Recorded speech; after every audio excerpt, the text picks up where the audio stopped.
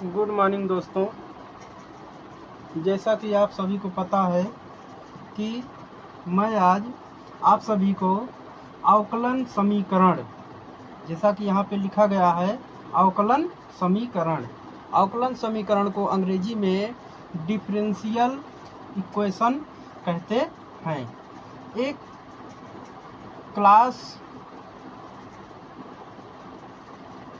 12th की math है और ये बहुत महत्वपूर्ण चैप्टर है।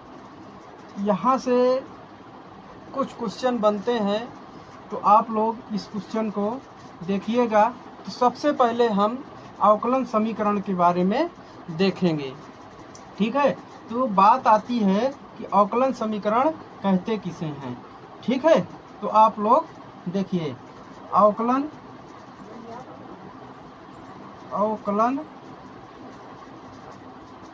समीकरण,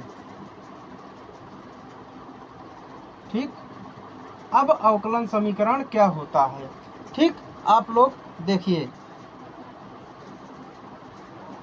वह समीकरण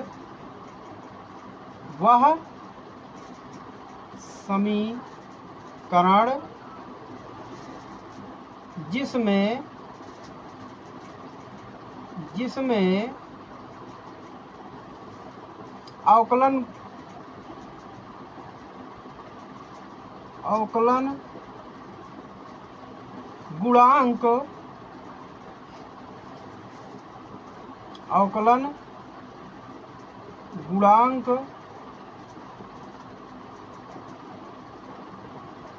गुणांक उपस्थित हों,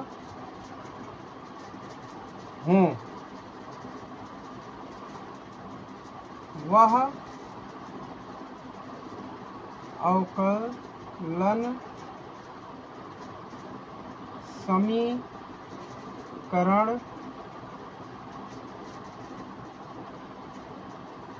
कहलाता है। ध्यान से देखिए, वह समीकरण जिसमें अवकलन गुणांक उपस्थित हो वह अवकलन समीकरण कहलाता है, ठीक है। तो यहाँ पे देखिए, दो चीजें होती है। एक स्वतंत्र चर होता है, नंबर एक स्वतंत्र चर, और नंबर दो होता है परतंत्र चर, ठीक है। एक स्वतंत्र चर होता है, एक परतंत्र चर होता है। एक डिपेंडेंट वेरिएबल होता है और एक इंडिपेंडेंट वेरिएबल होता है, ठीक है। तो हम देखेंगे। अब देखिए क्या होता है। जैसे कुछ उदाहरण हम लिख रहे हैं आप सभी के लिए। उदाहरण है कि D2, उदाहरण तौर पर है dy/dx बराबर x² y², ठीक है। तो यहाँ पे क्या होगा, ये चीज अवकलन गुणांक है और ये हमारा, यहाँ पे देखिए, x को स्वतंत्र चर मानेंगे और y को परतंत्र चर के रूप में रखेंगे, ठीक है। अब चलिए आप लोग, अवकलन गुणांक का कोटि कैसे होता है, घात और कोटि पूछा जाता है 1 नंबर में। 1 मिनट, इसको इरेज कर दे रहे हैं।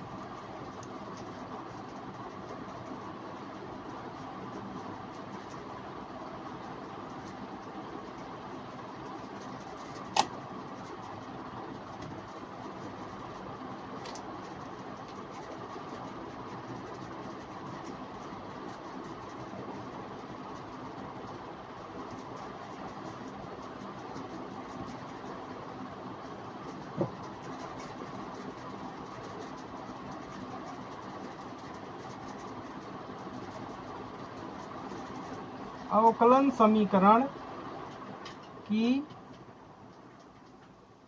कोटि, ठीक है। कोटि कैसे निकाला जाता है, ठीक, तो कोटि निकालने के लिए हम क्या करेंगे,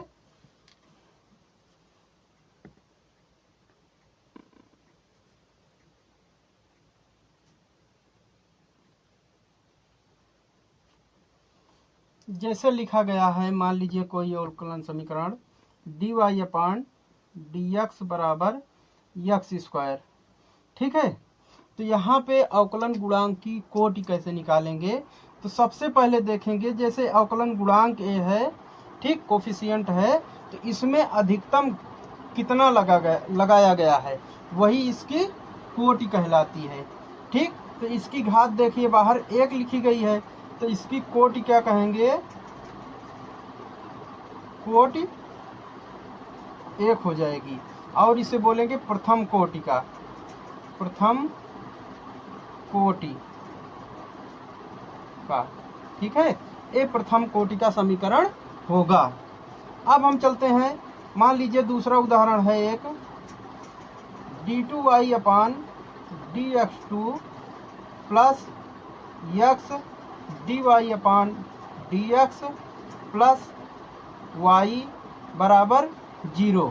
अगर हमसे पूछा जाए कि इसकी कोटि क्या है, इस समीकरण की कोटि क्या है, क्या कितनी है, तो सबसे पहले हम अभी बताए कि जो कोफिशिएंट है अवकलन गुणांक सबसे अधिकतम जिसकी घात होगी वही उसकी कोटि कहलाएगी। तो देखिए यहाँ पे 2 सबसे ज़्यादा घात है, तो इसकी कोटि क्या होगी, कोटि कितनी हो जाएगी, 2 हो जाएगी। कोफिशिएंट में यही देखा जाएगा, सबसे अधिक बार किसका डिफरेंशिएशन किया गया है या अवकलन किया गया है वही उसकी कोटि कहलाएगी। अब हम आगे घात की बातें करेंगे। चलिए दोस्तों, अब हम अवकलन समीकरण की घात के बारे में देखेंगे। घात, कैसे घात निकाला जाता है। ठीक है, कोटि तो हम समझ लिए कि जो भी कोफिशिएंट अवकलन समीकरण में जो भी सबसे अधिकतम कोफिशिएंट होगा वही उसकी क्या कहलाएगी, कोटि कहलाएगी।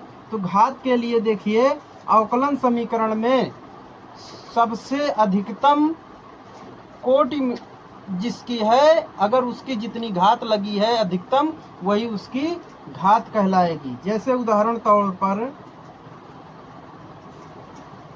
तौर पर हम लिख दे रहे हैं, जैसे लिखा गया है d2y अपान dx2 प्लस y बराबर 0 है। ठीक है, तो अगर यहाँ पे इसकी कोटि पूछी जाए तो कोटि है इसकी, कोटि के लिए अधिकतम 2 लगा है तो 2 होगी, और इसकी बाहर में एक घात है तो इसको क्या कहेंगे, घात बराबर 1। ठीक है, जो अधिकतम कोटि का रहेगा उसकी जितनी घात लगी रहेगी वही उसकी घात बनती है।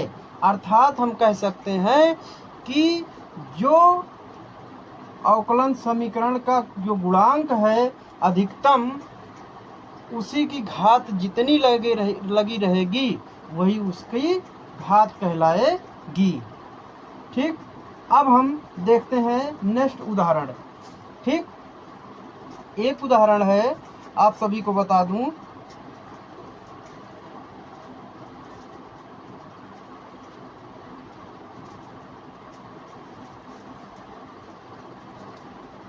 d3y बटे dx³ प्लस d2y अपान dx2, यहाँ पे 2 लगा दो, प्लस 12 dy अपान dx प्लस x बराबर 0। ठीक है, अब यहाँ पे आप सभी को बताना है कि इसकी कोटि कितनी है और घात कितनी है। तो जैसा कि हम अभी बताए कि सबसे अधिकतम अवकलन गुणांक मतलब dy अपान d³ अपान, यही इसको पकड़ेंगे। अब देखिए यहाँ पे कोटि अगर बताना है तो कोटि में क्या करेंगे, अधिकतम कोफिशिएंट, अवकलन समीकरण का जो गुणांक है अधिकतम कितना है, 3 घात का है, 3 कोटि का है, तो इसकी कोटि 3 हो जाएगी। और घात क्या होगा, जिसकी कोटि बताएंगे उसका अधिकतम घात देखेंगे। यहाँ पे देखिए 1 है, तो घात के लिए घात बराबर 1 हो जाएगा। ठीक है, अब हम लोग थोड़ा और एग्जाम्पल देखेंगे। देखिए दोस्तों, ए कोटि और घात याद रखने के लिए आप सभी को क्या करना है, कुछ नहीं करना, यहाँ पे यही चीज़ देखना है कि अवकलन समीकरण की अगर घात हमें निकालना है तो क्या करेंगे, उच्चतम कोटि के अवकलन गुणांक की घात, मतलब उच्चतम कोटि जिसका लगा रहेगा वही उसमें जो घात अधिकतम लिखी रहेगी वही उसकी घात होगी। ठीक है, ये फार्मूला आप लोग हमेशा याद रखिएगा।